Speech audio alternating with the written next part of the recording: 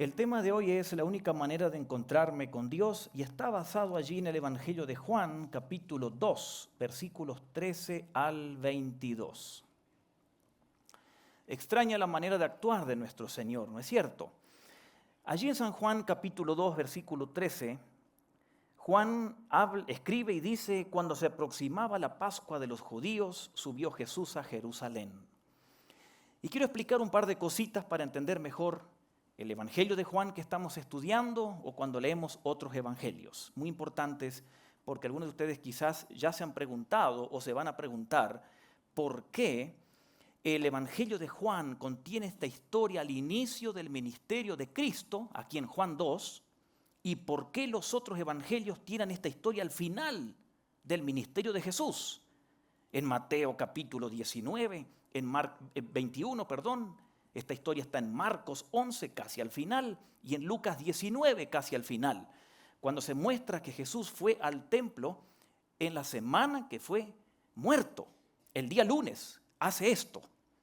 Y Juan presenta la historia después del primer milagro, al inicio del ministerio. ¿Qué evangelio tiene la verdad y cuál está equivocado? Bueno, para entender esto tenemos que recordar ciertas cositas muy importantes. Cuando Jesús estuvo haciendo su ministerio intenso, 3 años y medio a full, no había nadie que le seguía con una agenda o con un papel diciendo: esto hizo Jesús en el río Jordán en el año 28 a las 4 de la tarde el día lunes. Sanó a muchos enfermos.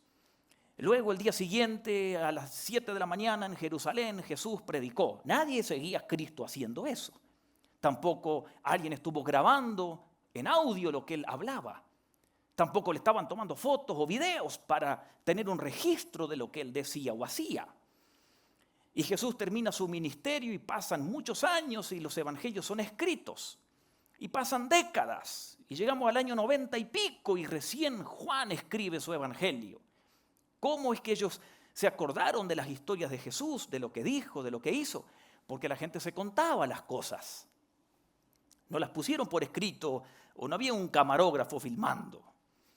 Por eso es que los evangelios no es una biografía de Jesús. No son un registro biográfico cronológico de Jesús como leemos historias de un libro de historia. Por ejemplo, si leemos historia aquí de Centroamérica, leemos que en mayo de 1800 los españoles gobernaban, por ejemplo. Pero después en junio del mismo año hubo un levantamiento en tal ciudad de Centroamérica.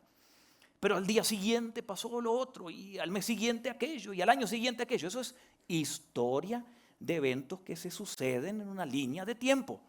Con los evangelios no es así.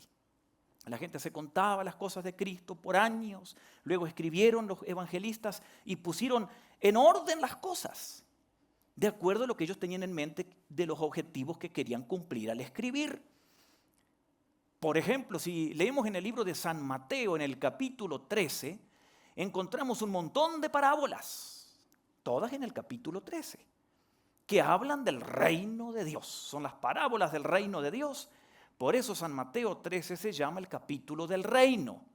Pero no significa que Jesús contó todas esas historias el mismo día, o en el mismo discurso, o en el mismo sermón. Quizá fue en un lapso de 3 años, pero Mateo las puso juntas a las parábolas por inspiración del Espíritu Santo. Entonces, cuando leemos que Juan muestra que Cristo va al templo, allí al inicio del ministerio, y los otros evangelios lo presentan al final, hay que recordar eso, que el propósito de los que escribieron los evangelios no es contarnos lo que hizo Jesús en enero, en febrero, en marzo, en abril. Para ellos no interesaba el tiempo. Lo que importaban era la historia y el significado de las cosas que ellos escogieron escribir. Es interesante que cuando leemos en el Evangelio de Juan, encontramos que 3 años diferentes Jesús fue a la Pascua. Aquí en Juan 2:13 encontramos que Jesús va a la Pascua judía a Jerusalén, que se celebraba una vez al año. Si leemos en el Evangelio de Juan, en el capítulo 6, versículo 4, nuevamente Jesús va a otra Pascua judía a Jerusalén. Y si leemos en el Evangelio de Juan capítulo 11, otra vez Jesús va a otra fiesta de la Pascua. O sea que en el Evangelio de Juan encontramos que Jesús va 3 veces a Jerusalén en 3 años diferentes. Pero cuando leemos en Mateo, Marcos y Lucas, solo encontramos que Jesús va a una Pascua a Jerusalén, que es la semana cuando lo matan en Jerusalén. Al final, ¿a cuántas Pascuas fue? ¿A una o a 3? ¿Qué evangelios tiene la razón? ¿Se da cuenta? Porque el propósito de los evangelios no es mostrarnos una biografía de Cristo. Tenemos que tener en cuenta que Mateo, Marcos y Lucas presentan el ministerio de Cristo principalmente en Galilea y en otros lugares. Por eso es que presentan que Jesús fue solamente una vez a Jerusalén. Pero cuando leemos el Evangelio de Juan, encontramos que Jesús está casi siempre en todo el Evangelio en Jerusalén, porque Juan se enfoca en eso que los demás omitieron. ¿Se da cuenta? Entonces, cuando leemos esta historia, tenemos que recordar eso. ¿Fue al inicio del ministerio que Jesús lo sacaron del templo o al final? No importa. No importa por qué Juan lo puso al inicio y los otros evangelios al final. Eso no es lo importante. Lo que importa es lo que hizo y lo que eso significa. Ahora bien, algo más para pensar aquí y observar es que en el versículo 13 de Juan 2 dice que esta era la Pascua ¿de quién? La Pascua de los judíos. Muy importante eso. Porque en Juan 6, cuando Jesús va de nuevo a la Pascua, dice en Juan 6:4 que Jesús nuevamente fue a la Pascua de los judíos. Y en el capítulo 11 de nuevo se dice que Jesús fue a la Pascua de los judíos. Porque Juan, al escribir así, se está distanciando de los judíos. Juan, recuerden, escribió en el año 90 y pico, donde la mayoría de cristianos no era judío para esa época. Juan le escribe a un pueblo que era pagano, gentil, para que leyeran, los convertidos no judíos. Y Juan se está distanciando de esas prácticas judías. Porque Jesús, como judío, cumplió la ley y fue a celebrar la Pascua de los judíos. No es la Pascua que celebramos los cristianos. Porque el cristianismo no es el judaísmo. Nosotros venimos de la religión judía, tenemos nuestras bases en la religión judía del Antiguo Testamento, pero somos como agua y chocolate, dos cosas muy diferentes. Nosotros no practicamos la religión judía, ni lo que nos enseña la ley de cómo rendir el culto al Señor en las prácticas judías. No celebramos la Pascua judía, porque Pablo dice en 1 Corintios 5:7 que nuestra Pascua que ya fue sacrificada es Cristo Jesús. Nosotros no practicamos la religión judía. Por eso tenga cuidado con las iglesias que dicen ser mesiánicas o con aquellos cristianos que dicen ser judíos mesiánicos, porque practican las prácticas de la religión judía. Nosotros no practicamos ni la Pascua judía ni otras prácticas judías. La religión judía persiguió el cristianismo. La religión judía crucificó a Cristo. Por eso Juan toma partido y Juan dice, yo no practico estas cosas. Esta es la Pascua de los judíos, para que nos quede bien en claro, ¿ok?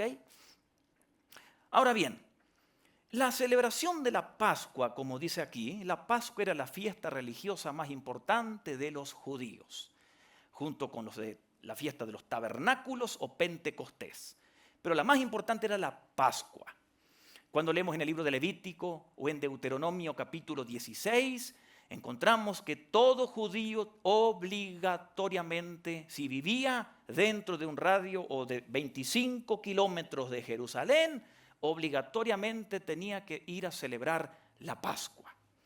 Los que vivían más lejos de 25 kilómetros tenían que ir a celebrar la Pascua una vez en la vida. Y ellos querían hacerlo porque era la fiesta donde recordaban la salida de la esclavitud de Egipto y ellos anhelaban ir a Jerusalén a celebrar la Pascua. En esa Pascua era interesante porque, por ejemplo, el historiador de aquella época, Flavio Josefo, nos dice que como mínimo había 1 millón de visitantes judíos religiosos que iban a celebrar la Pascua a Jerusalén cada año. Imagínense, una ciudad que en aquella época, no recuerdo, miles de habitantes solamente, Jerusalén, 1.000.000 de peregrinos que llegaban. Póngase a pensar en la ciudad de Antigua, cuando hay Semana Santa, si llegarían 1.000.000 de turistas religiosos a celebrar las procesiones. Esa es la idea. Y aquí entonces van a celebrar la Pascua, la fiesta más importante de los judíos. Pero noten lo que dice Juan capítulo 2, versículo 14. En el templo estaban los que vendían bueyes, ovejas, palomas, y estaban los que cambiaban dinero. Si alguien lee por primera vez la Biblia y lee esto, no entiende nada. ¿Qué hacían ellos en el templo? Le va a preguntar. ¿No es cierto? Mi hijito me preguntó cuando veníamos esta mañana por qué vendían animales en el templo. Como si nosotros aquí nos podríamos a vender animales, ¿no? Entonces, ¿qué es lo que estaba sucediendo allí? El Antiguo Testamento decía que los judíos tenían que ir al templo y ofrecer sacrificios. Y el animal era de acuerdo al nivel económico de la gente. Si tenían o eran pobres, ofrecían palomas. Si tenían más dinero, corderos. Tenían que ser animales perfectos, sin defectos. Y los judíos que vivían cerca, era fácil para ellos llevar un animal al templo. Recuerden, no habían buses ni camiones. Pero si era un judío que vivía en Roma e iba a ir a Jerusalén, ¿cómo hacía para llevar un cordero a Jerusalén? Se tomaba el avión en Roma y se iba a Jerusalén con el cordero. No había aviones. Entonces los que vivían más o menos cerca podían llevar un animal. Los que vivían más lejos llevaban dinero, que era la moneda romana, que pueden ver en internet, dracma romana, con la imagen del César en la moneda. Entonces los sacerdotes en Jerusalén, para facilitar la tarea de los peregrinos que venían de lejos y no podían traer animales, instalaron mesas y corrales y animales en el templo para que los peregrinos vengan y compren animales allí en el templo. Por eso eran la mesa de los cambistas, porque cuando venían con dinero romano, ese dinero no se aceptaba en las ofrendas. Tenían que tener el dinero del templo, el shekel se llamaba, el dinero del templo. Entonces, ¿qué hacía alguien que venía, por ejemplo, de Roma? Tenía que llegar a Jerusalén, al templo, cambiar el dinero allí en el templo y le daban el dinero equivalente del templo para que ofrendara. Pero el tipo de cambio, ¿sabe a quién siempre favorecía? A los comerciantes, que eran empleados del sumo sacerdote Caifás. Lo ubica Caifás, el que quiso matar a Jesús. Josefo, historiador de aquella época, dice que Caifás se hizo millonario, él y su familia, con los negocios de ventas de animales del templo y los cambios de dinero que hacían en el templo. Era un negocio de familia, aunque tenían empleados, pero era de ellos el negocio. Así que imagínense que cuando Jesús hace esto, se está metiendo en la boca del lobo. Por eso luego Caifás es el que aparece en los evangelios que manda matar a Jesús. Entonces, ¿qué pasaba con aquellos peregrinos que venían con un animal? Bueno, si venían con dinero, podían comprar animales en el templo. Si un peregrino venía de lejos a ofrecer sacrificios y traía un cordero, ahí lo esperaban en la puerta en el templo y decían, mire, la verdad que ese cordero no lo podemos aceptar para el sacrificio. ¿Y por qué no? Tiene defectos, le decían. ¿Pero cómo? Si llevo un año criando este cordero, está perfecto, no está tuerto, no está cojo. No, le decían en el templo. Tiene defectos, mírele la lana. Ese cordero no se acepta. Así que sálgase. Y el pobre hombre que venía con ganas de adorar a Dios no podía. Entonces, ¿qué tenía que hacer? Vender el cordero en el templo. Y ahí le decían que tenía que comprar un animal, palomas, cordero. En el templo tenía que comprar también, que ahí vendían, pero era el negocio de los sacerdotes. Entonces el pobre hombre llegaba y urgentemente, porque era el día del sacrificio, tenía que vender su cordero y lo vendían 30. Y ahí nomás estaban los otros corderos y quería comprar uno porque le habían dicho que esos eran buenos para el sacrificio y preguntaba, ¿cuánto me lo venden? A 90. Y el pobre decía, ¿pero cómo es eso? Si mi cordero está igual y me lo pagan 30 y me quieren vender uno a 90. Lo que pasa es que este está ungido y está aceptado y aprobado por los sacerdotes. Y el pobre no le quedaba otra que regatear. Quizás a 85 lo podía comprar y así era el negocio. Ahora póngase a pensar, no era un cordero, miles de corderos. Josefo dijo que alcanzaban a matar hasta más de 100,000 corderos diarios. ¿Sabe usted el negocio que era? Era un negoción para los sacerdotes. ¿Cuál era el problema? No era solamente que compraban un cordero, era la extorsión, era el aprovechamiento, era burlarse y transar y aprovecharse de los fieles que venían buscando a Jehová. Era la mentira, todo el negocio que había allí. Eso era lo que indignó al Señor. Por eso el Señor les dice, esto es una cueva de ladrones o esto es un mercado. Y todo bajo la orden del sumo sacerdote Caifás. Él era el que orquestaba todo y manejaba todo. Millonarios se habían hecho. Y ese era el problema. Usaban la buena fe de la gente para hacer negocios. Y escuche, hoy en día es igual. Es igual en muchas iglesias y en muchos programas y ministerios cristianos. Usted está enfermo, quiere que oremos por usted. Muy bien, traiga 100 y oraremos por usted y usted se va a sanar. Pero si trae 500 mejor, hoy se va a sanar. Usted debe una hipoteca, le quedan 10 años. Llame al canal de su promesa de fe y usted va a recibir el dinero mañana. Mucho más de lo que cuesta la hipoteca, Dios lo va a bendecir. Y si puede entregar las escrituras de su casa, hágalo también y Dios más lo va a bendecir. ¿Dónde va a ir a vivir el pobre? No sabemos, pero así es. Mire, cuando Jesús vivía en la tierra y sanaba de gracia, gratis, nunca cobraba nada. Y hoy sigue haciendo lo mismo y no le cobra a la gente. De gracia recibieron, den de gracia, dice el Señor. Así es Él, denle un aplauso al Señor. No hay que lucrar con la fe de la gente. No hay que lucrar con la fe de la gente. Pero existía y existen los mercaderes de la fe. O empresarios de la fe que se aprovechan de la gente. Volvamos a la historia. Y allí entra Jesús, entonces en el versículo 15, utiliza algunas cuerdas de los animales y los echó a todos haciendo un látigo, juntamente con sus ovejas, bueyes. Regó por el suelo las monedas de los que cambiaban el dinero, derribó sus mesas. A los que vendían palomas les dijo, saquen esto de aquí. ¿Cómo se atreven a convertir la casa de mi padre en un mercado? Seguramente que a los que vendían bueyes les dijo lo mismo, a los que vendían ovejas les dijo lo mismo. Pero pasaron 50 años de eso y Juan escribe lo que vio y escuchó, ¿no es cierto? Y lo sacó a todos. ¿Por qué? Porque lo que había en el templo era un ambiente de mercado, pero no era un ambiente de búsqueda de Dios. Imagínese usted que venía de 1000 kilómetros, una vez en la vida, con toda su ilusión, a buscar a Jehová, a ir al templo, porque recuerde que ellos no podían adorar en otro lugar. Imagínese lo que era ir al templo. Imagínese, es como algunos de ustedes que en la pandemia no sabían qué hacer porque no podían ir al templo o venir aquí. Y cuando se abrieron las puertas vinieron y me recuerdo que muchos de ustedes, cuando vinieron después de 2 años, llorando entraron. Llorando. Imagínese un judío que nunca pudo ir a Jerusalén, de pronto tiene 50 años y puede ir a Jerusalén. Y quiere sinceramente buscar a Jehová. Y llega al templo, que eso estaba en los patios del templo, toda la venta, que tenían que los extranjeros ahí permanecer, no podían entrar al lugar santo, en el patio. Y en vez de hacer un ambiente de oración, de búsqueda de Dios, ¿qué había?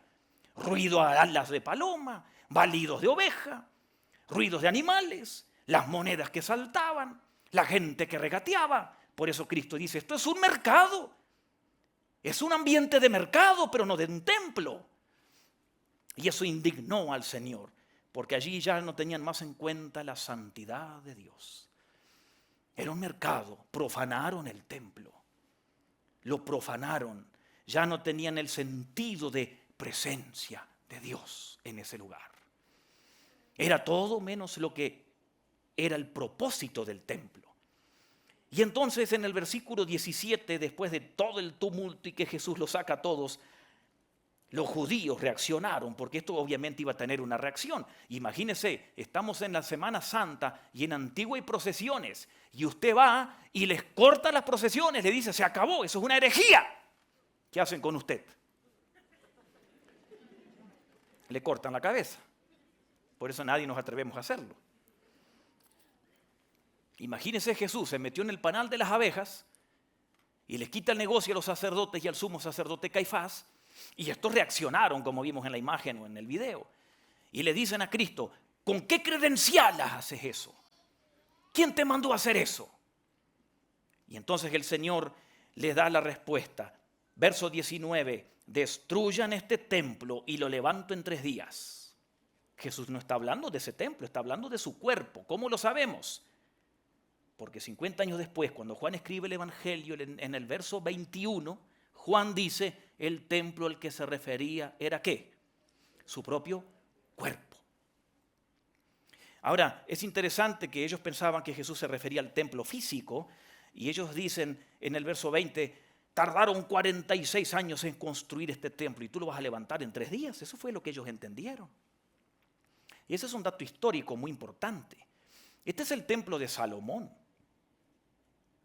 que luego, en el año 18 a.C., Herodes el Grande lo amplía y lo remodela.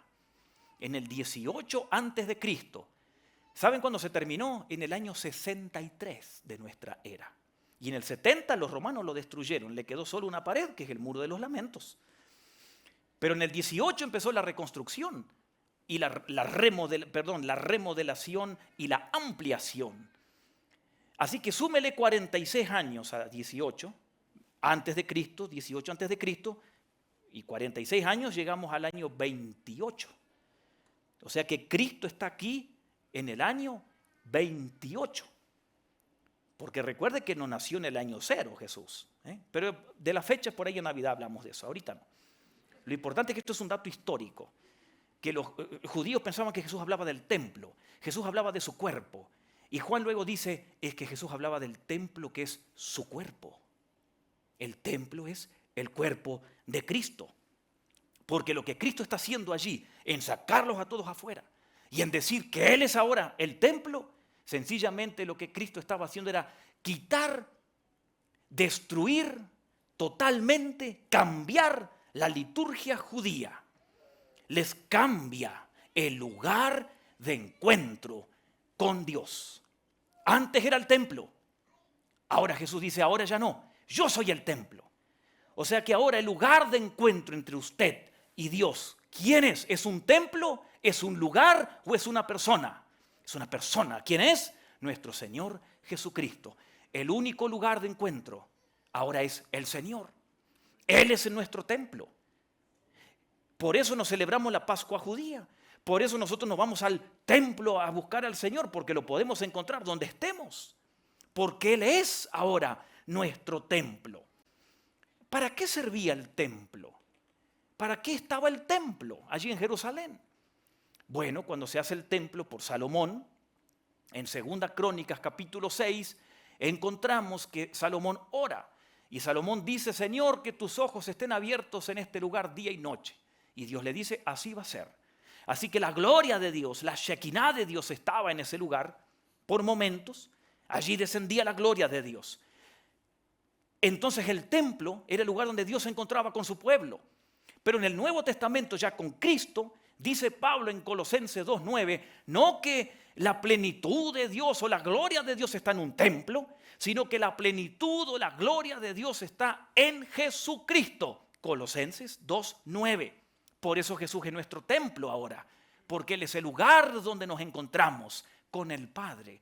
Por eso no preciso ir a un templo para encontrar al Señor, porque el Señor es mi templo.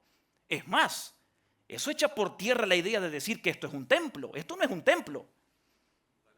Estos son paredes. Esto es un edificio. El templo es el Señor. Ahora, no estoy diciendo que no digamos, sí, yo voy a seguir diciendo venimos al templo de la iglesia de Nazaret, ¿no es cierto? Es nuestra costumbre. Pero usted cuando ya encuentra a Cristo y en el Nuevo Testamento no se habla de un templo, se habla de que el Señor es nuestro templo. Por eso, esto no es un templo, bíblicamente hablando. ¿Dónde me encuentro con el Señor? A través de Cristo. Lo puedo encontrar aquí o en mi casa o donde esté, porque Cristo es mi templo. Ahora, claro, nosotros venimos y como aquí juntos le cantamos, ofrecemos sacrificios espirituales porque ya no matamos más animales. Aquí oramos, aquí buscamos al Señor. Entonces, nosotros decimos, está bien que este es el templo. Está bien. No vamos a ir al infierno por eso. Pero ¿por qué respetamos este lugar?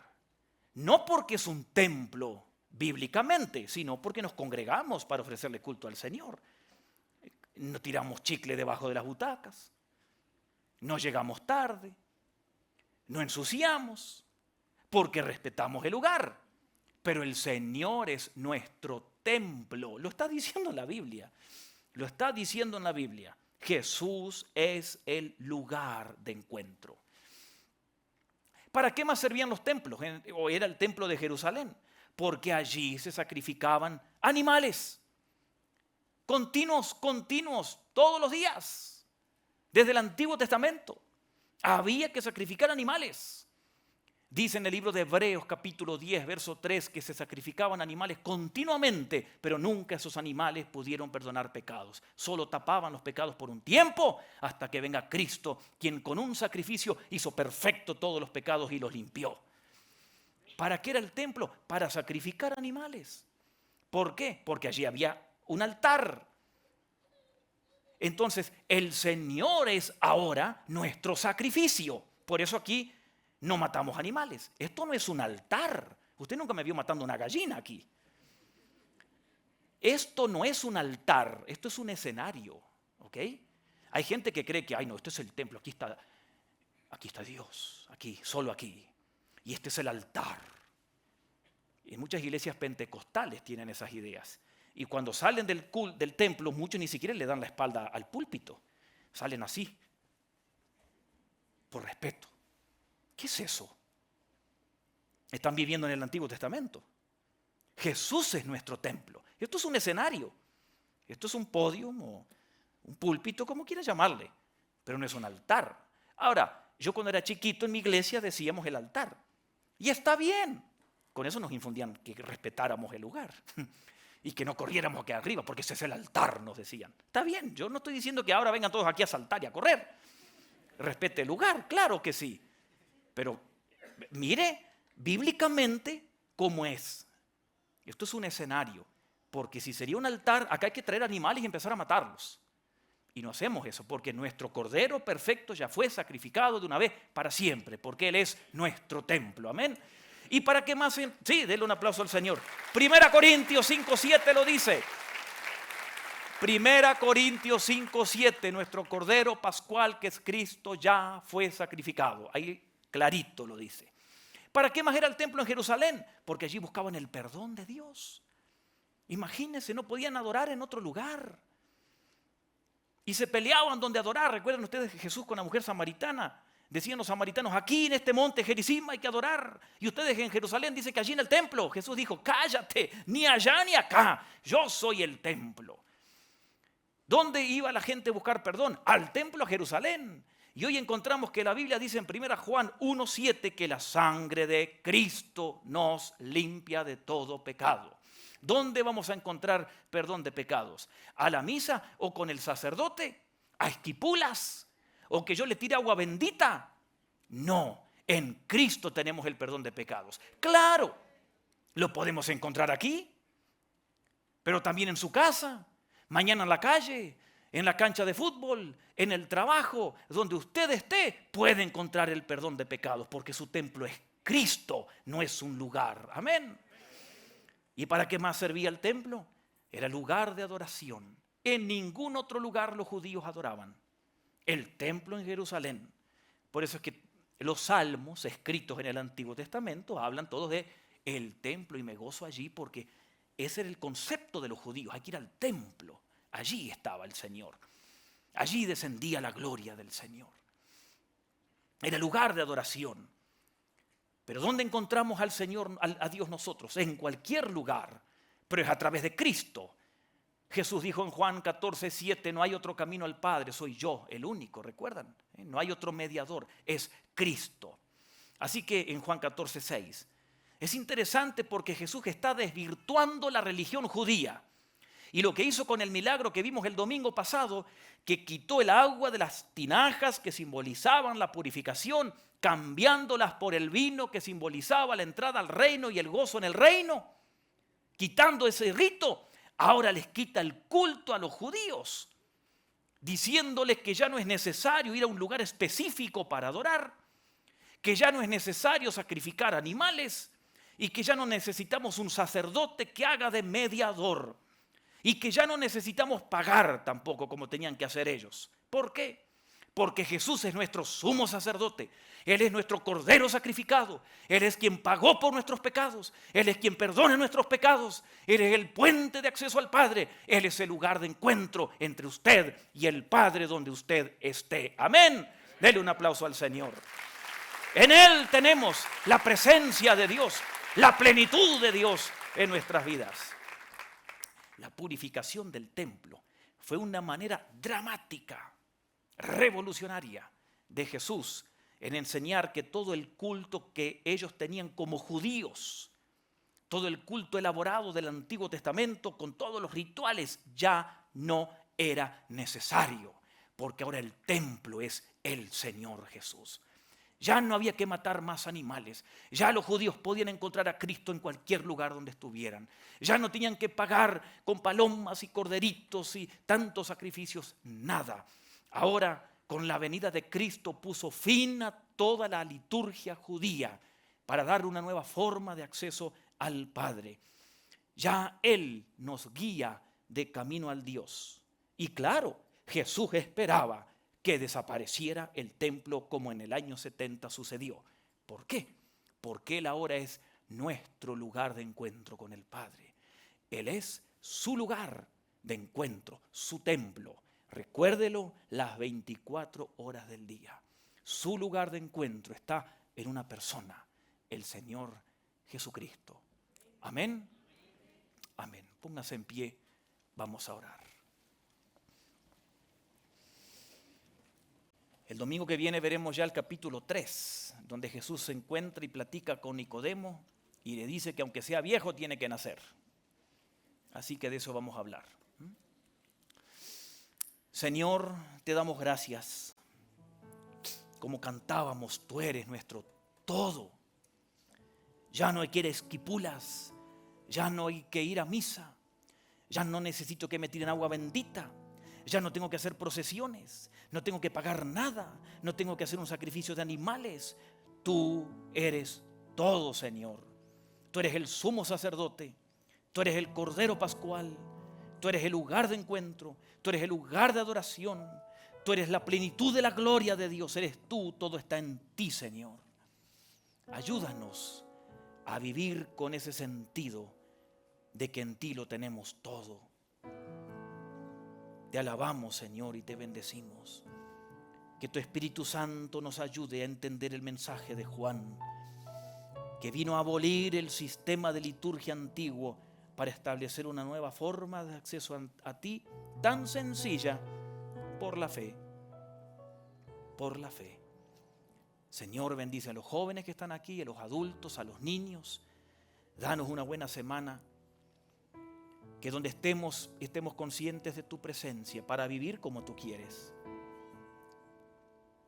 Y también, Señor, cuando nos congreguemos aquí en este lugar, llamémosle templo, como sea. Que sepamos que aquí venimos a ofrecerte un culto que es solo una expresión más de lo que hacemos individualmente en la semana.